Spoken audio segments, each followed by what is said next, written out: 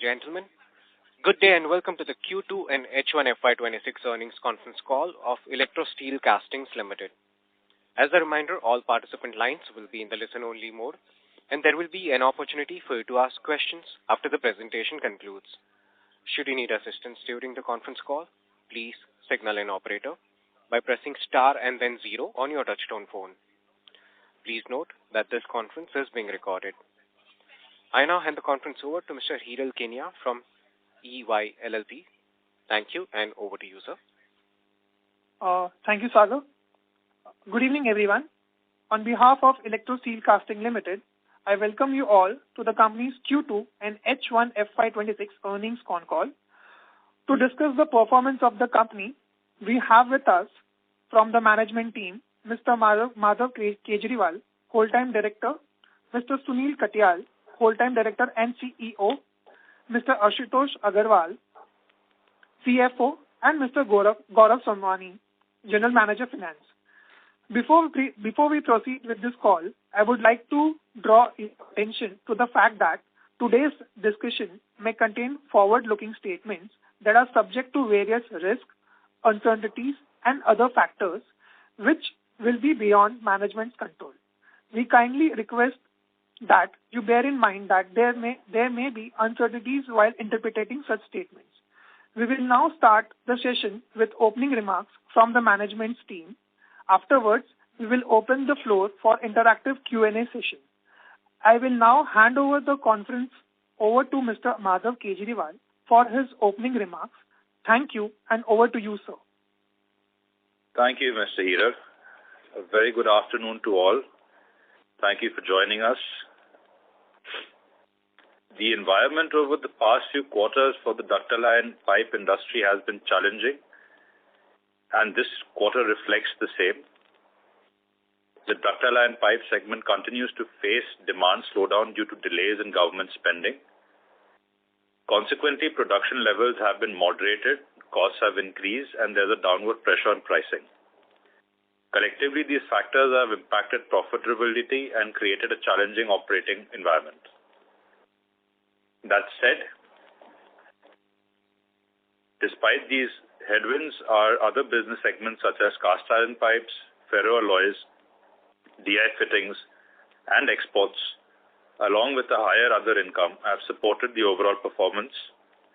Our balance sheet continues to remain strong, underscoring the company's inherent financial resilience.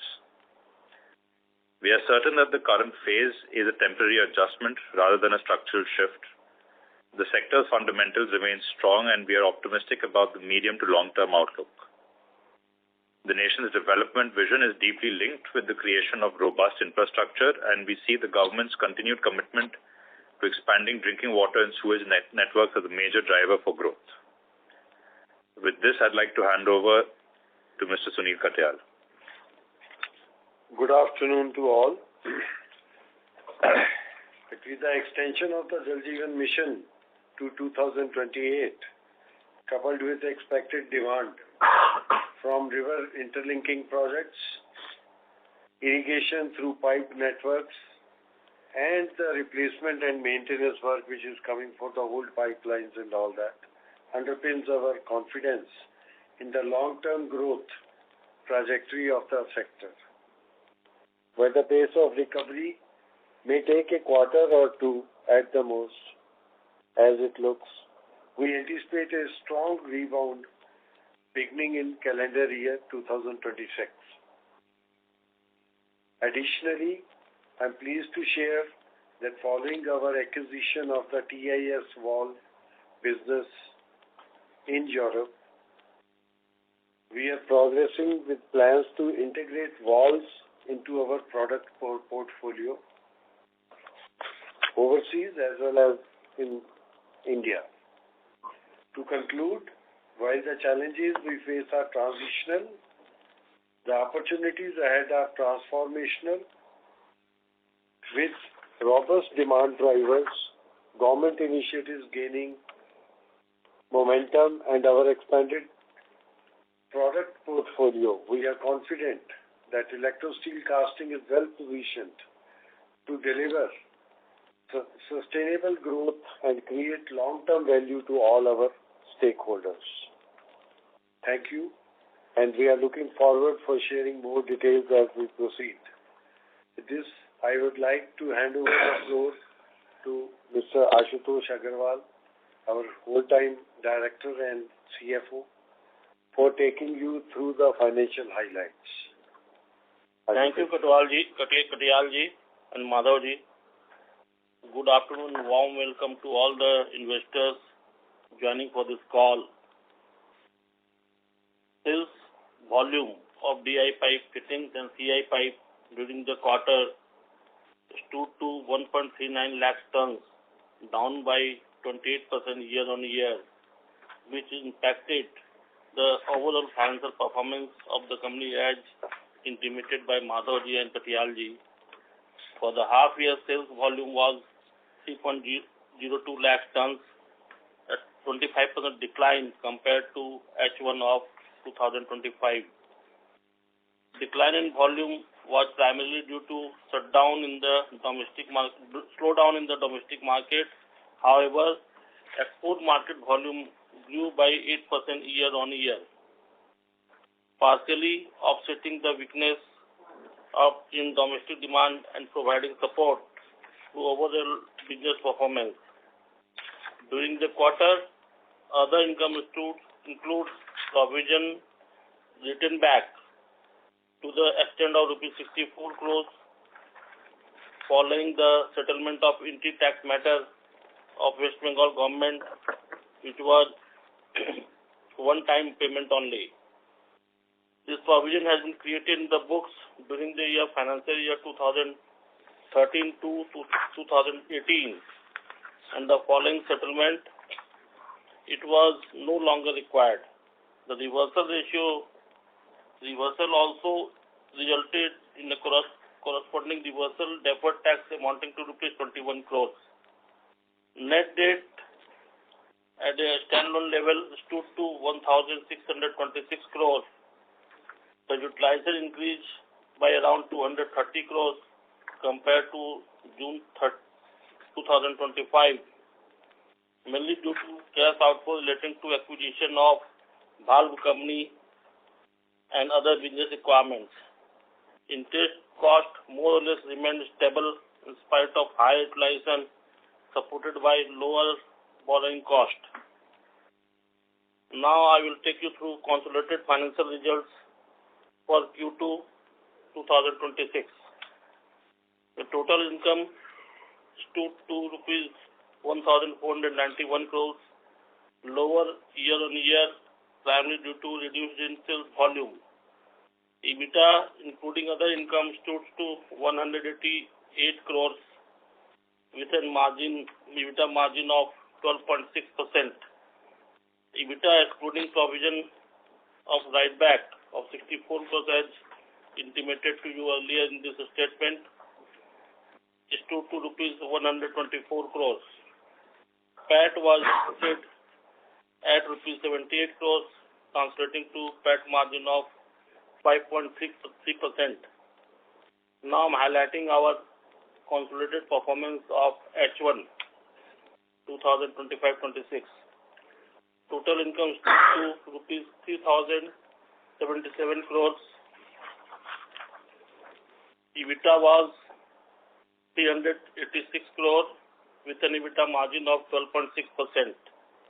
EBITDA excluding write back stood to 322 crores and PAT was reported to 167 crores. Moving to standalone results of this quarter, total income stood to 1,283 crores, lower year-on-year due to reduced in sales volume as intimated by Madhavji. EBITDA was rupees 174 crores with an EBITDA margin of 13.5%. EBITDA excluding the provision written back of 64 crores stood to rupees 110 crores. PAT stood to 76 crores, translating to PAT margin of 5.9%. Now I am highlighting our standalone performance of H1. result, total income is to 2,709 crores. EBITDA was 360 crores with an EBITDA margin of 13.3%. EBITDA excluding provision, the write back stood to 296 crores. PAT reported to rupees 162 crores. With this, I would like to open the floor for the question answers, if any. Thank you very much. Thank you very much. We will now begin with the question and answer session. Anyone who wishes to ask a question may press star and then 1 on their touchtone phone. If you wish to remove yourself from the question queue, you may press star and 2. Participants are requested to use handsets while asking a question. Ladies and gentlemen, we will wait for a moment while the question queue assembles. Again, to register for a question, please press star and then 1.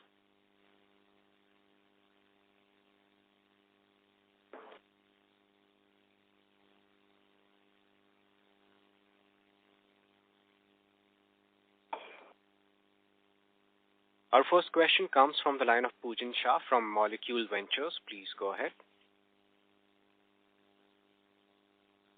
Hello. Yes, please. Yes. So my first question pertains to, so as we expect that the demand would be rebound in starting calendar year 26. So just wanted to understand on your part, so what makes us so confident enough that the demand will rebound? Because like in last 12 to 15 months, the JJM has been slowed down and we are witnessing challenge in terms of fund flow. So just wanted to understand your view. Sir, as we are, there is definitely work pending to be done, which is evidenced from the fact that there is adequate order book in the market. It's about whether that order book materializes to material getting dispatched. Now, the level of activity that is taking place, if you see, even in the news, it's highlighted that the central government is working towards getting clarities on certain issues that have been shown, that has been reported to them. And they are doing this because they have a clear intention that they need to clarify these issues and continue with the project and implement whatever is remaining to be implemented. So this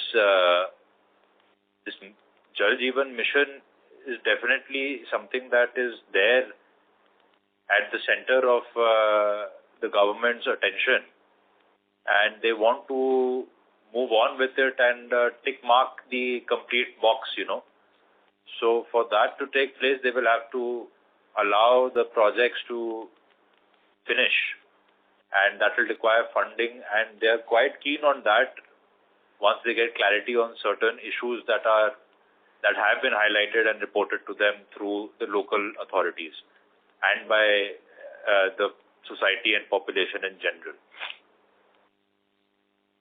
Got it. So just wanted to understand the second thing is, so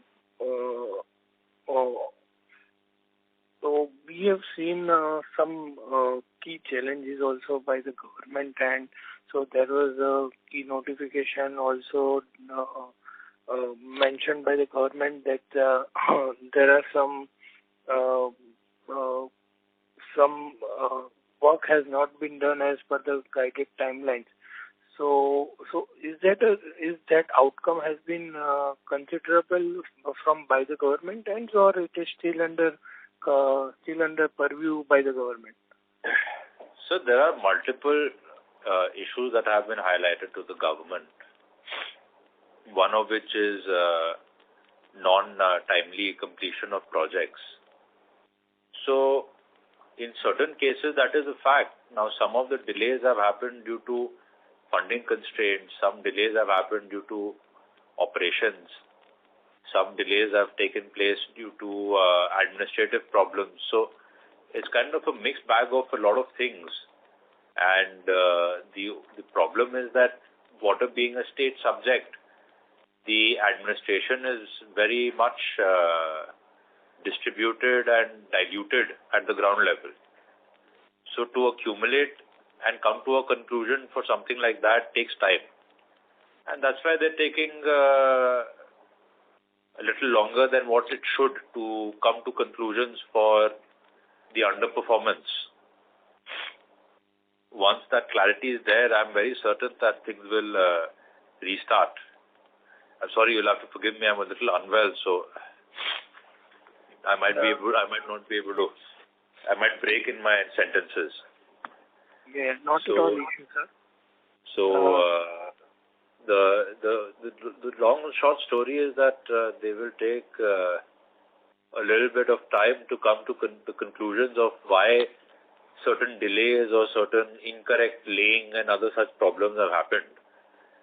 But most definitely corrective action and further implementation of the program will happen. If that was not in the interest of the center, then they would have probably not extended it with an enhanced budget, and they wouldn't be following up so aggressively to draw conclusions. It's because they can restart the process. Got it, sir. My last question would be, so the government is representing that they have done a work of around 81% around of what they have been planned to commit it. So just wanted to understand on the ground reality, how much percentage of work has already been laid off, or how much percentage of work has been done considered to what they have been stating out? Sir, functioning household tap connection would be close to 50%. Okay. Between 50 to 60%. So still 40% work needs to be done. Then what? I would say from the supply of pipe perspective around 40%, and from the work on ground perspective probably 50-55%. Okay, got it. Thank you so much. I will join back in the queue. Thank you. Our next question comes from the line of Sailesh Raja from B&K Securities. Please go ahead.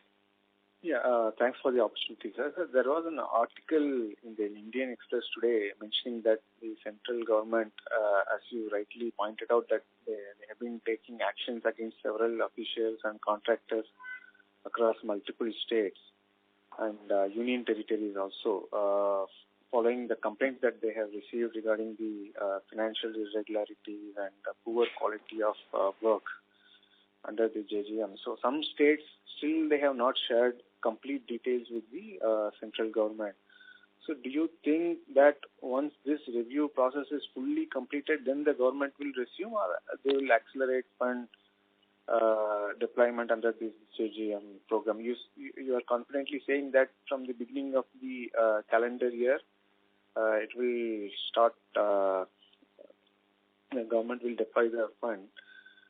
So can you give clarity on this? What gives you that strong feel that it will start? So there is, based on the progress they've made so far and the further inquiries that they've shared with the states, that makes me feel that starting calendar year, they would have reached their conclusions and they will start opening up the funds.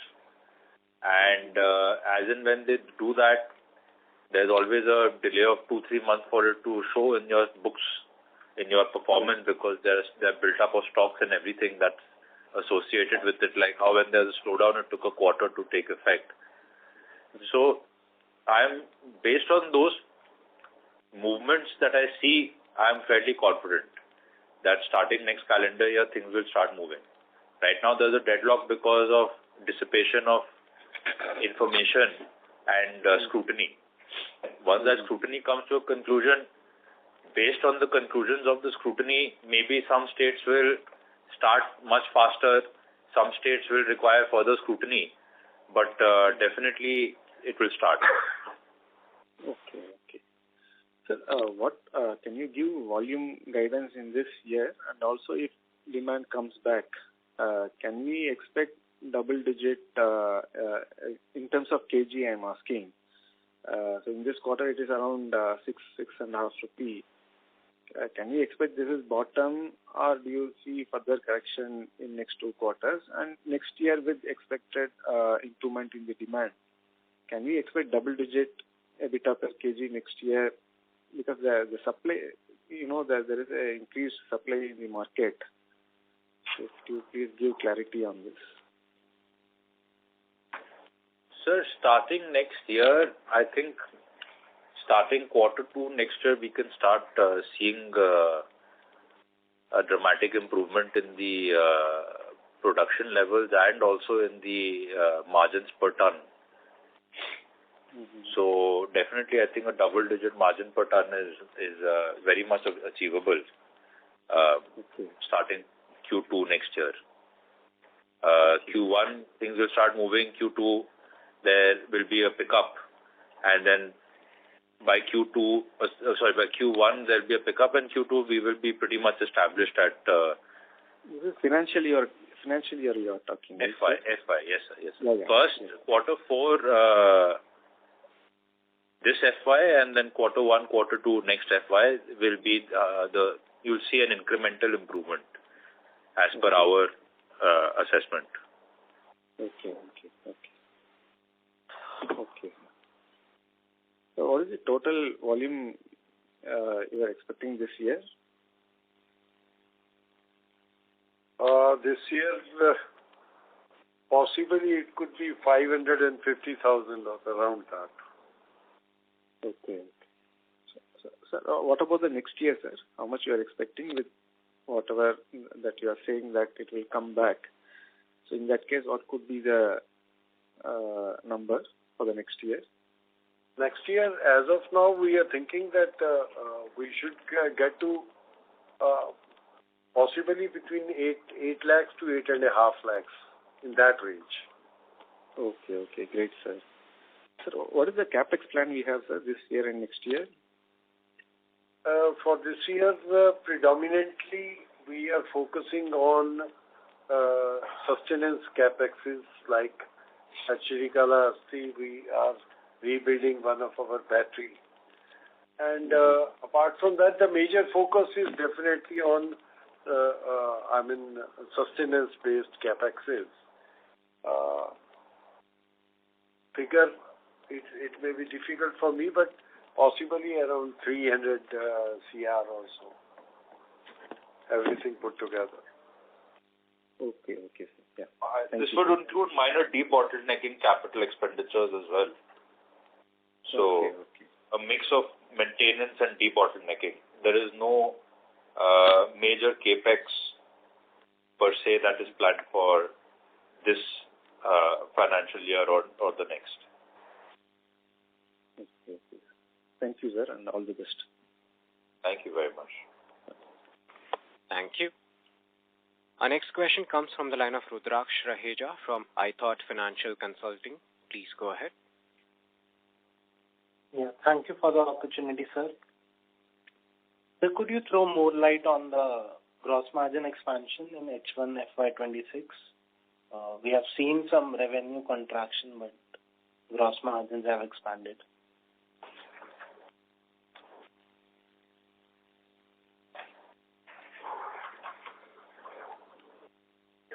So hi, gross margins was around 48% for the first half. It has been more in line with what it was last year, because the prices of the products have come down, but also at the same time raw material prices have also come down, and hence gross margins have been intact. Revenue has come down, yes, because what we said, as we mentioned, the volumes were lower, so revenue got impacted during the first half.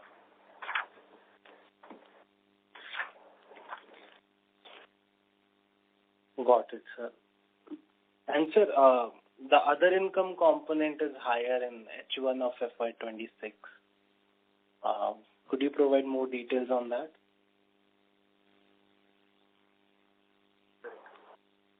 Other income increases just because of reversal of our previous liability, which I've said in my opening remarks, on account of this income tax matter.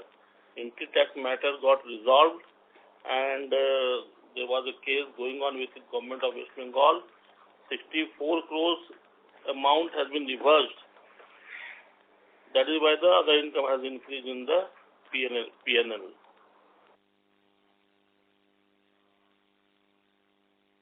Got it, sir.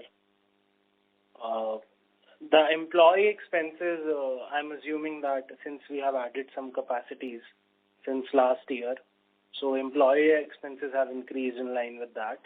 So going forward, do we see this 150-160 crores as the quarterly rate, or do we expect more increase in employee expenses? There might be a marginal increase in the employee expenses as we expand our business in the valves product portfolio. In fact, this increment is largely related to that portion. So there will be a marginal increase, but it will not be substantial enough, really. It might be that it goes to 165 or something like that. Understood, sir. So I think I may have missed on the volumes part. You said you were expecting around 5.5 lakhs in FY26. So between 5.5 to 6, somewhere between that. Yeah, and how much have we done in the first half?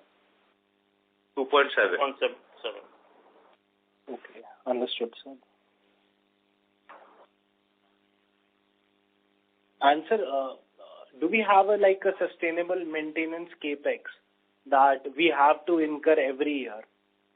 Let's say we are not expanding in any year, but still we have to incur some maintenance capex. Do we have a number for that? No, in fact, we had a broad plan for the next 3-4 years. We had planned that possibly it could be around, say, 500 CR for next 4 years. So, and any kind of capacity addition would be over and above this 500 crores? Yes, please. This is, as already clarified, it is predominantly for sustenance, and some component of that is for debottlenecking only. Understood, sir. Understood. Thank you. Thank you. Thank you. Our next question comes from the line of Deepesh Agarwal from ICICI Prudential AMC. Please go ahead. Hi, sir. Good evening. I can see there's a dramatic increase in your overall cash and bank balances. Like on a consolidated basis, we have gone up by more than 400 crores. So is this on the back of the subsidiaries or anything else?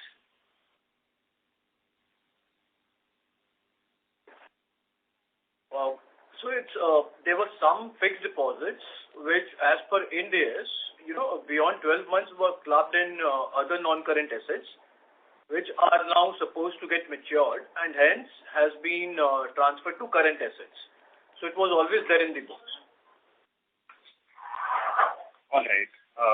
Where is our current capacity standing at? I think we had plans to scale up to 1 million tons by the end of this year. So where are we standing, and are there any plans to incur any more capacity addition? So we were looking at a capacity expansion to 950 to 100 million, to a million, 950,000 to a million. At the moment, our installed capacity remains at 850,000 tons, and we are hoping to get to 90-95% of that figure next financial year. Due to the slowdown in the domestic market, this financial year we've had to moderate our tonnages. As mentioned, we will be getting somewhere between 5.5 lakh to 6 lakh tons, 550,000 to 600,000. As for the capex for the expansion from 850 to 950, at the moment, we have kept it on hold till there is a cleanup of inventory and pickup of capacity to 850,000 tons, and after that we shall take a decision. Right. Just a couple more questions. During previous calls also, I think you have highlighted that, in order to reduce the dependency on JJ and expand more revenue streams, there were certain other investments being done in terms of gaskets, in terms of the acquisitions, and even the subsidiary we had, and even acquisition we made in Vietnam. So any update on or any progress that has been made in all of these areas? So acquisition in Singapore, I think you mean. Vietnam is a company. I meant the Singapore. Yeah, it's Singapore. Yeah. Yeah. So, sir, Singapore, we have seen positive results for the quarter and half yearly. There is a slow increase in the other product portfolio within Singapore, where we are seeing that almost 40-45% of its revenue is coming from other items that we are buying and selling over there for the water and gas companies. As for TIS, it has only been merged. It's been 2 months. We are very much deep into the integration process, and I think by the end of this FY, by the end of this FY, we will be pretty much in tune with them, and there are aggressive expansion plans that have been put in place for that. Of course, once they are concrete, we will be able to share them exactly with you. But definitely these two factors are going to play, especially the valve is going to play a big role in diversifying our portfolio and our both geographic and customer base. All right. Thank you. That's all I have. Thank you. Ladies and gentlemen, a reminder to all the participants, you may press star and then 1 to ask a question. Our next question comes from the line of Rajesh Agarwal from Moneyore. Please go ahead. Sir, out of the pending order of 6 to 7 months, how much is government order of Jal Jeevan and private orders? Can you quantify? Around 60% would be JJM. If you include domestic, it will be around 50 to 55%. Okay. And the rest is non-JJM and export. Okay. So we'll continue to getting a how is the traction in non-JMM orders? That is good for the this balance 40%. So that is even Amrut at the moment is a little slow, slower than the pace that it had at the beginning, but it's not poor in the sense that it's not on hold like it is with JJM. But irrigation has picked up quite well, and at the moment, the entire industry is largely operating on irrigation and a fair bit of Amrut. But there's a traction in irrigation orders? Other irrigation? Good, decent traction in irrigation, please. Okay. And so my next question is that Indus Water, whatever is there, government is moving very fast. That project DPR reports and everything has been called. So can that be a big opportunity for us? I'm sorry, you weren't very clear. Which water? Indus Water Treaty, which was scrapped. I think government is moving fast. They are called for a DPR and all. In fact, the next 6 months, they will be started allocating orders. So whether that is a good opportunity for us, big opportunity for us? Sir, it will be a good opportunity, no doubt. I mean, the River Link project as a whole, this will be a similar natured project as the River Link. It will be a diversion of huge volumes of water. Okay. So this, along with the River Link, seems like a good opportunity. Of course, the initial movement, divergence of the route is done through canal. Okay. But then all the distributaries of that which go into irrigation and drinking water will use piped. So with a slight delay, there will be good opportunity coming up from that. And the government was saying because the Naxalite areas which have been cleared, that also is a good area of opportunity for irrigation if the work starts there. That actually is something that is going to probably fructify even before the River Link. River Link, okay. And so, okay then. So, and third, so our payments also have got stuck with the EPC contractors? A little bit, sir. There is a slight increase, although we've been very disciplined about it, so it's not shot up too much. But our there have been delays through the EPC contractors. A couple of major delays had happened with the government departments, but that is slowly clearing up now. Because what I have heard from the other players, there are a lot of orders pending in the system, old orders, not the new. The payment for that has not been released, so people are going slow on that order. So as I was mentioning earlier in this call, there is no dearth of order. It's the dearth of dispatchability of that order because of the stoppage of the fund. So any particular reason for stoppage of funds? Because this year also government has spent only 4% of the allocated in the budget. So any particular reason? They want to try and understand why there are certain delays and why there are certain complaints and reports that have gone to them which are negative in nature, and only it's like a check back mechanism, sir. So they're trying to course correct before it gets too late. Okay. So there's a temporary slowdown or temporary shutdown for that reason. And sir, one question: whether a lot of hydroelectricity projects will come in Brahmaputra, and whether that also are opportunities for us? I'm sorry, sir. Many what projects? Lot of hydroelectricity projects will be also coming in. So that will give a slight push to our pipe business, but it will give a very good push to our valve business. And so now there are two bookkeeping questions. Whether this quarter the acquisition which we have done, it includes the revenue for that acquisition, Italian acquisition? 2 months revenue. Huh? 2 months revenue. That is how much, sir? That is 55 crores. Okay. And in that we have EBITDA level, we are breaking even? No, we are making money? Yeah, it is more than break even. More than break even. So that business has the opportunity to scale up?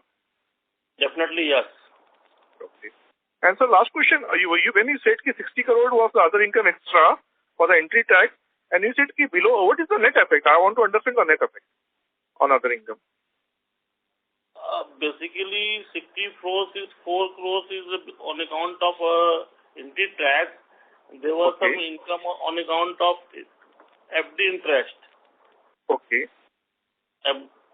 On the fund we got from the railway department, we got the income on the FD. And some 6 crore refund we got from the department, that is also included there. Okay. So the net effect is how much? That is what I wanted. Net effect is around 85 crores. 55 crore is extra other income. No, the interest on FD is not extra other income. It is a regular income since last 2 years. Understood. If you take that out. Sorry to interrupt, Rajesh sir. May we request? That is the last question. One bookkeeping one. Sir, there are several other participants. Okay. Thank you. Thank you so much, sir. Our next question comes from the line of Saket Kapoor from Kapoor Company. Please go ahead. Yeah, namaskar, sir. Thank you for the opportunity. Hope I am audible, sir. Yeah. Yeah. So, sir, on the receivable front, are we also facing any issue, or those payments are in line with that deliveries that have been done as on date? There is no issue in regard to the realization of the receivables. There are certain delays that are there, but they're all backed financially by BGs, LCs, etc. Our clean credit exposure is less than 1%. So that is practically nothing. And what should be that amount, sir, where we have this underlying BG and all? How much should be the receivable? Almost 100%. So 99% of our receivable today is against BG or LC. Okay. Sir, any update on the coal compensation part? I think so. Lastly, there was one asset that was valued, and so any follow up on the same? What's the currently the roadmap for the same? So there are some clarities that are being requested for by the allottee. JSW. So we've submitted our answers against all those clarities, and we are hopeful that within this financial year we'll get clarity. We'll get some at least on the asset which has been valued. At least we should see further work. And pending a revaluation, and how are things progressing there? So that will happen one after the other. They've cleared a very big chunk. Okay. Out of our 1,200 crore, I think we had received around 80 something earlier, and this is around 500. So half of it has been cleared up. Now once this is cleared, then they will start working on the other aspects, and then we'll see where we get to. Okay. Sir, in the cash flow, we have made a payment of 120 rupees for business acquisition. So this is pertaining to this valve company only that we have paid? Yes, please. Okay. And when will we start seeing the revenue and how have we outlined the business that we are emphasizing going ahead for the remaining part of the year? So, sir, this since it's only been 2 months since we've merged, and it's a same industry but very different product. So this particular year, we will probably see a similar performance as it had last financial year, which is approximately 37-38 million euro revenue with profit margins of around 8 to 10%. I'm talking about profit margins, not EBITDA. EBITDA is around 15-16%. And then starting next year, once the integration process is done, we should see good jumps. What those jumps will be, sir, I'll only be able to tell you after maybe in the next financial year itself, maybe quarter 4. Okay. Now, sir, total cost of acquisition is 120 only. We have paid the entire money. Yes. Okay. Correct, sir. That's all, sir. Not much Thank you. Everything is answered, sir. Thank you, sir, and all the best, sir. Thank you. Thank you very much. Thank you. Participants, you may press star and then 1 to ask a question.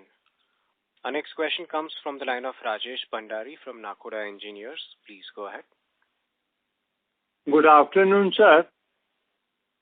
Good afternoon. Yeah, to one of the questionnaire, you have said that this year it will be 5.5 lakh tons per annum, and next year it will go to around 8.5 lakh tons. What makes you so confident, sir, that it will go to 8.5 lakh tons? Sir, next year the demand situation, the current stop that has happened to the funding will open up, and we are prepared to ramp up production from the capacity perspective. Ji. So both these scenarios put together simply would lead to us feeling कि ये तो हम कर ही लेंगे. जी. मतलब we'll be able to even supply and realize the money. 8.5 lakh tons. I mean, so there's a quarter's delay usually that is. Yeah. No, realization, yes, I know, quarter delay. और sir ये valves का revenue जो है per year, what is the revenue expected? Sir, last year the company did a revenue of around 36-37 million euros, which is around 350 crores. This year it will be, we might see a 10% growth on that. Starting next year, from our current estimates, there should be decent growth. To give you an exact number, sir, it will be incorrect at the moment because we've only started integrating. Ji. So if you allow us a little more time, we'll be able to give you more concrete numbers as per our plans for valves. जी. तो ये जो 350 CR आप बोल रहे हैं, sir, that is for India as well as outside. Sir, ये 350 largely outside है. अभी तो इस कंपनी का presence इंडिया में negligible है. अच्छा. तो कब तक हम expect करें कि इंडिया में भी एक्टिव हो जाएंगे? Sir, next year, abhi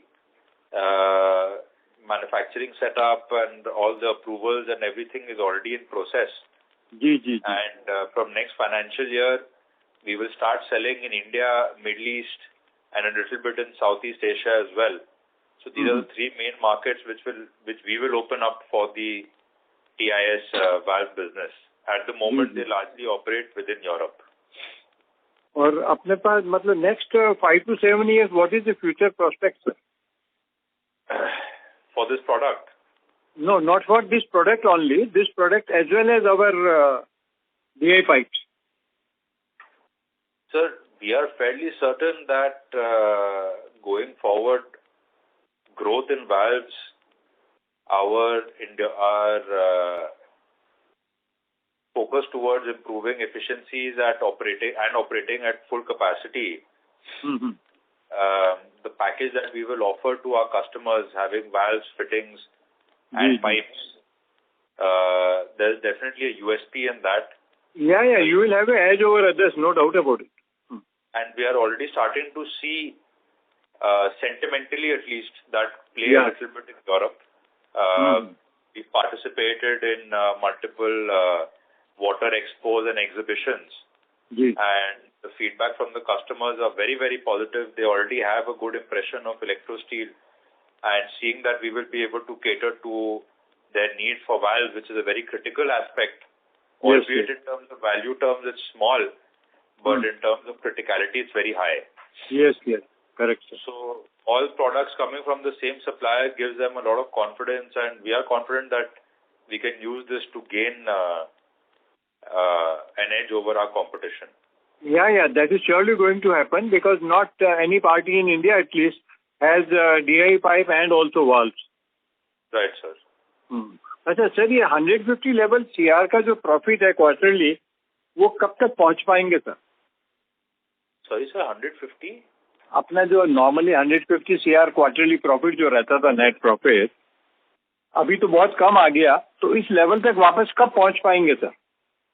Sir, I think Q2 next FY we should start seeing numbers close to that. Okay, you want to say Q2 around FY27? हाँ जी. जी. और एक लास्ट क्वेश्चन है सर. हाँ बताइए सर. Q1 से pickup दिखेगा आपको and then I know. Yeah. जी सर. सर ये BlackRock still they are the shareholders? Yes, please. Okay, with the same level? Almost same level. Okay, sir. Thank you, sir. Thank you very much. Bye. Thank you. Our next question comes from the line of Vipul Kumar A. Shah from Sumangal Investments. Please go ahead.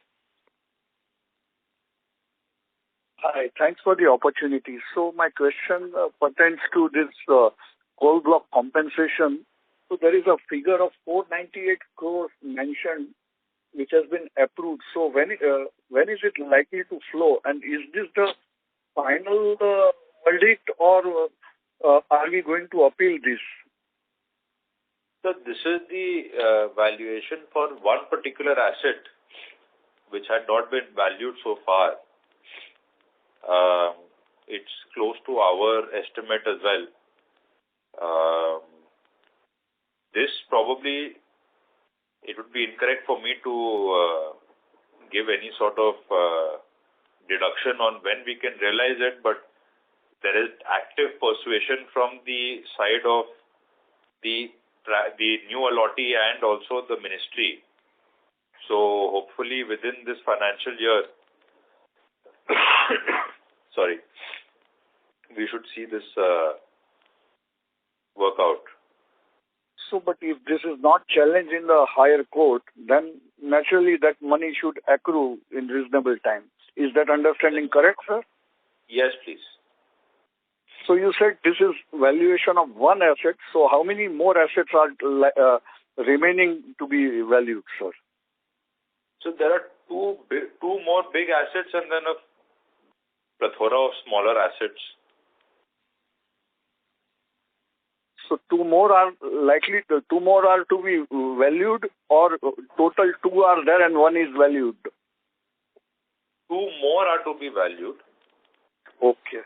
And so my last question regards your capacity. On your presentation slide 5, it is mentioned that your capacity is 10,11,000, and whereas somewhere in the call you mentioned that our capacity is 8,50,000. So what I am missing is...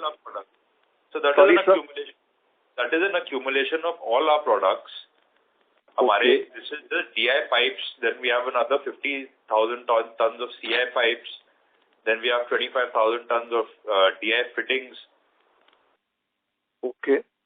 So, yes, so 850 is only for DI, right? 850 is only for DI, sir. So right now, if we split our revenue between different products, what should be the percentages, sir? Roughly? The DI pipe would be the highest chunk, which will be around 75%. 85. 75 to 80% will be DI pipes. Okay. And DI fittings would be around 5%. Mm-hmm. DI pipes also 5%. Mm-hmm. So these are the main items.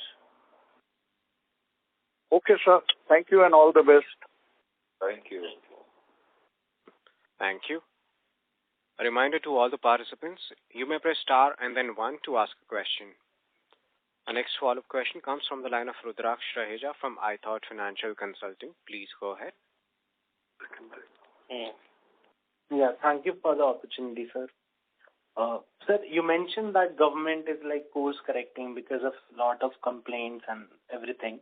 Is there any pattern like, are these complaints pertaining to a specific product segment, or some region is affected, or some kind of players or products are affected? Like, just to get a sense on what kind of problem we are looking at.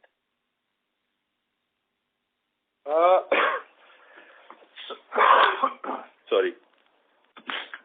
There is no pattern per se. There are 3 main, I would say, topics of issues. One is the incorrect physical implementation of the pipelines, financial mismanagement, and quality of water problems.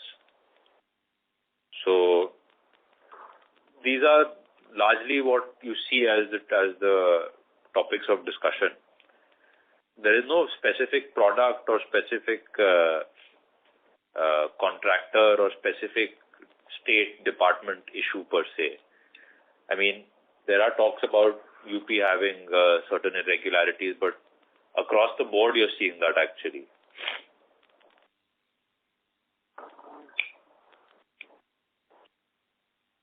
Got it, sir. But you mentioned something about that we are holding off currently on the 1 lakh ton expansion in the DI pipes. As in when we decide that we are going for it, how much time would it take to install that capacity?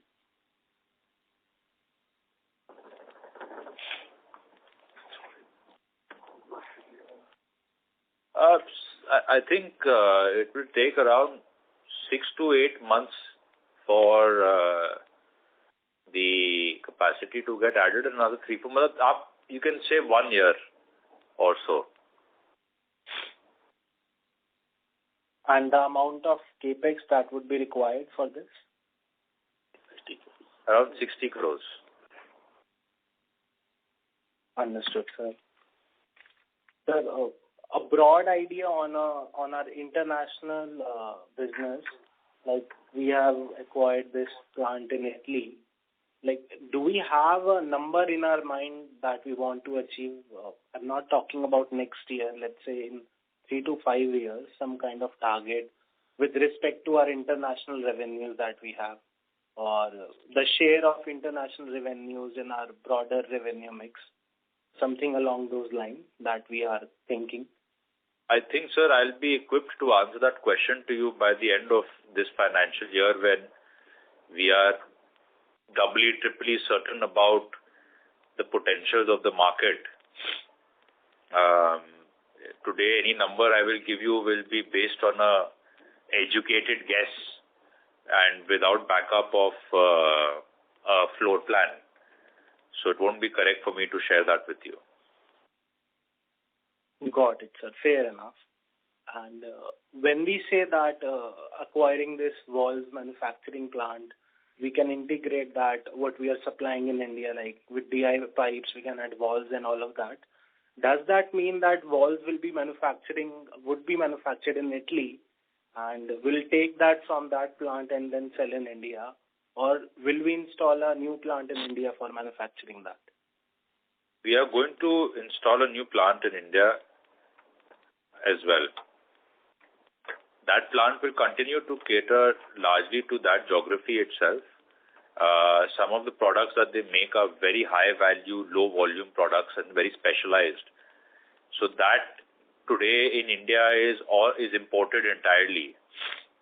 So for that product, we continue to purchase from Italy and sell in India. But apart from that, the other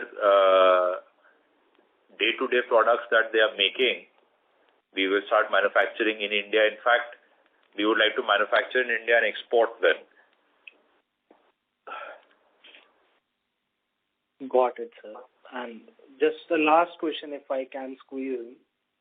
You said that last year this Italian business did around 350 crores of revenues. What was the utilization of the plant at those levels? Sir, I would say around 70%, 70 to 75%. Got it, sir. Thank you so much for your detailed answers. Thank you. Our next question comes from the line of Hari Kumar S., an investor. Please go ahead. Yeah, am I audible, sir? Yeah. Okay. Thanks for the opportunity, sir. Only one question. Regarding this international market, is there total lack of demand or you are very highly competitive because we are not getting more orders which we are getting earlier? That's all, sir. Thank you. Sorry, sir, your question was not very clear. Regarding the international market, is there total lack of demand or there is more competitive intensity because we are not getting more export orders, which we are getting earlier? So, you mean our interest in the international market?